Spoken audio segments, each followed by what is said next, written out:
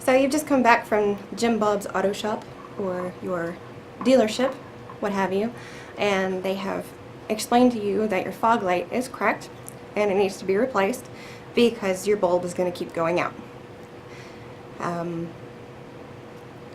So it's about $200 to have something like that done at a dealership and at a smaller shop. That's about a week's worth of groceries. That can be somewhat detrimental. Fog lights are important in most areas of the United States, especially if you're an early morning driver or late at night and there's fog. It's pretty important to have, or even in stormy weather.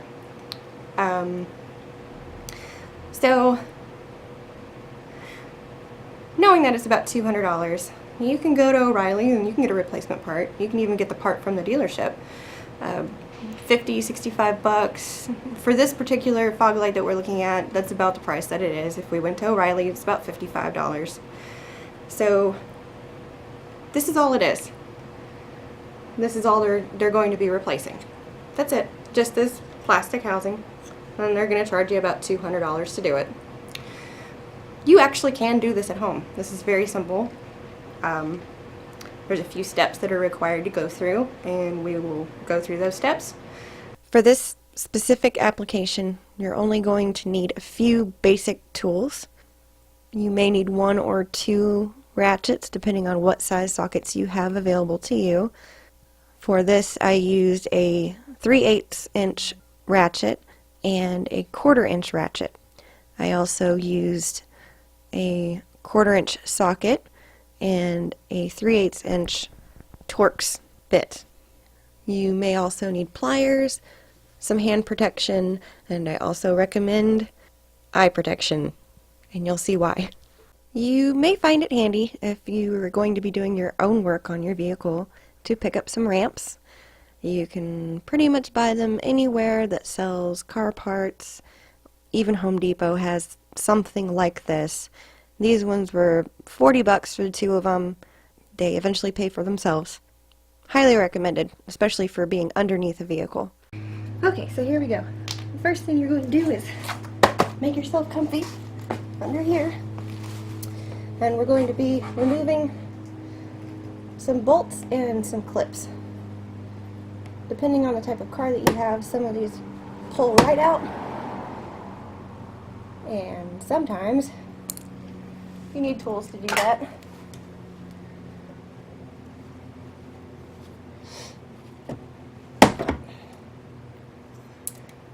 On this particular vehicle, was loud. On this particular vehicle, this has what they call a Torx, which looks like a star, and they have a 7mm hex.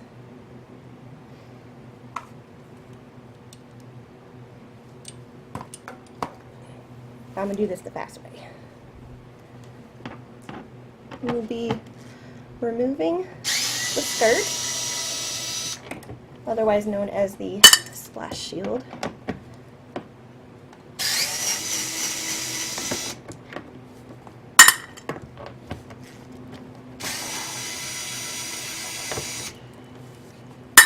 And yes, they are important.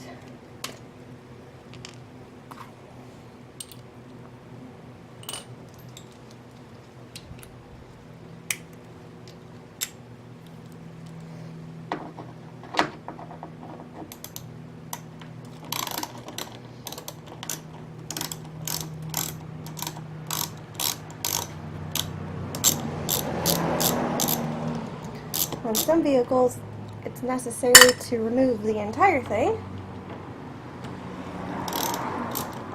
and on some, you can actually just do about half of it and pull it down. For learning purposes, we are going to remove the whole thing.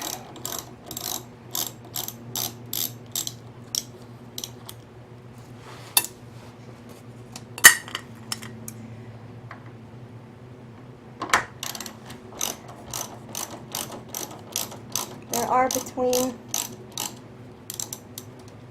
fit anywhere from 5 to 20 bolts or screws on the bottom of these. Depends on how new or old your vehicle is.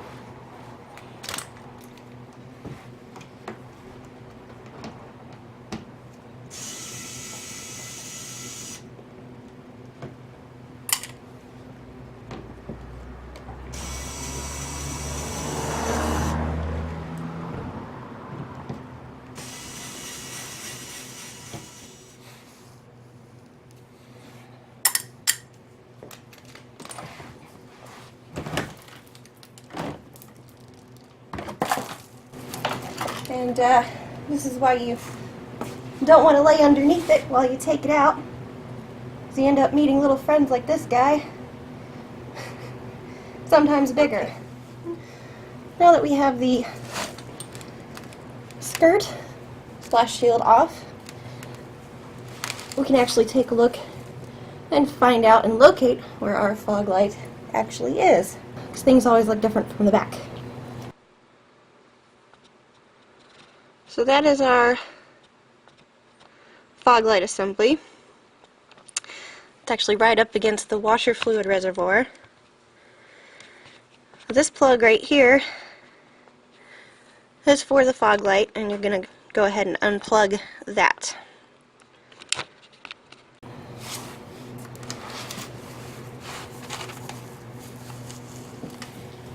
So we want to unplug this wiring harness that plugs into the back of the fog light.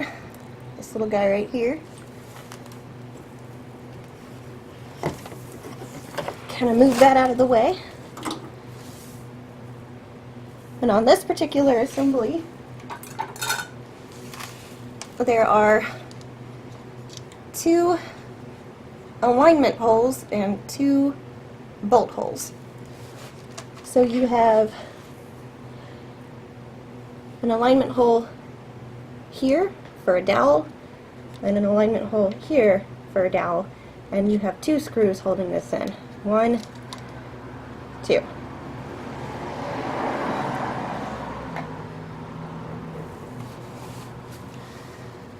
And on this light, it is a 7mm, which somewhere I have a little ratchet for it. Here we go.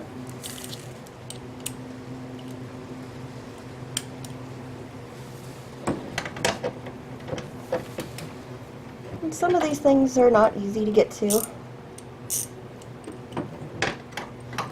But once you do it once or twice, hopefully you'll only need to do this particular thing once.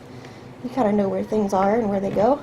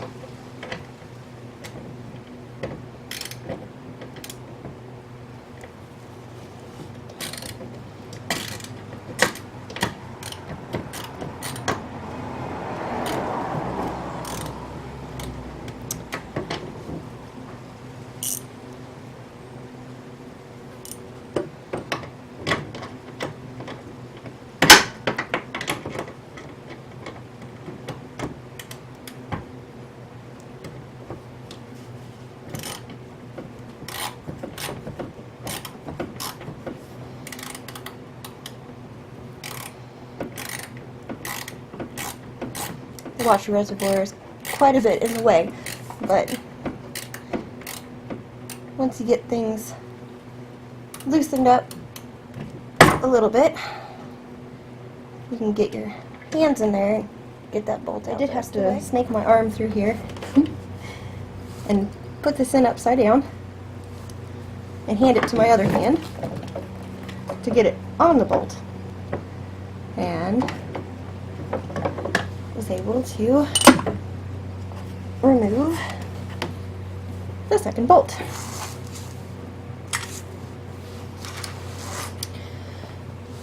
Now should be able to back the assembly out somewhat easily. There we go. And since it's already broken, don't worry about breaking it more. So there's the old light. This is the bulb that I pulled out just to make it a little bit easier. So as you can see, it sticks out kind of far on the back. So here we have the new assembly, the new housing. And you're going to have to kind of work it in the way that you worked it out before. But this time, try not to break anything.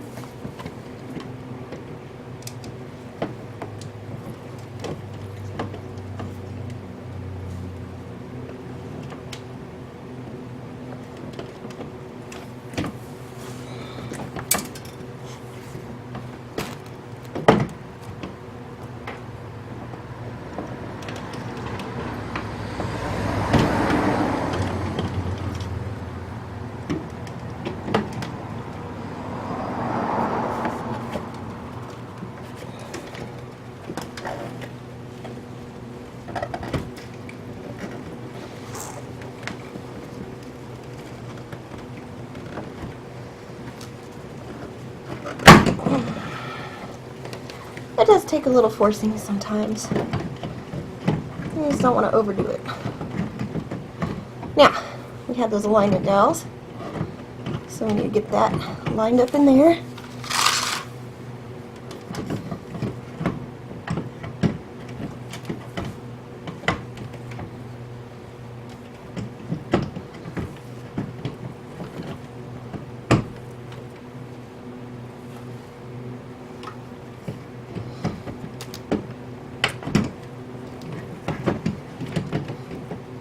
There we go. Kind of.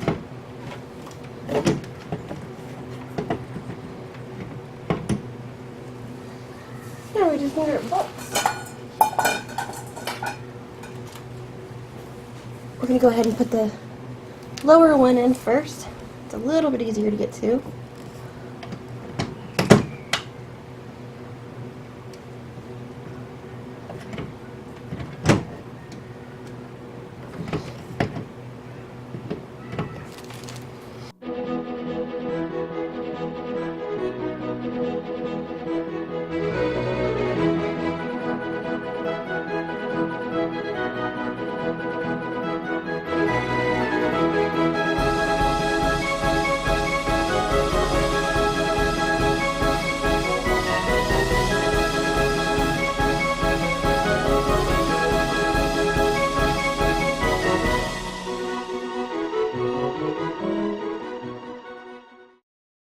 And will you look at that? I only got a tiny bit dirty.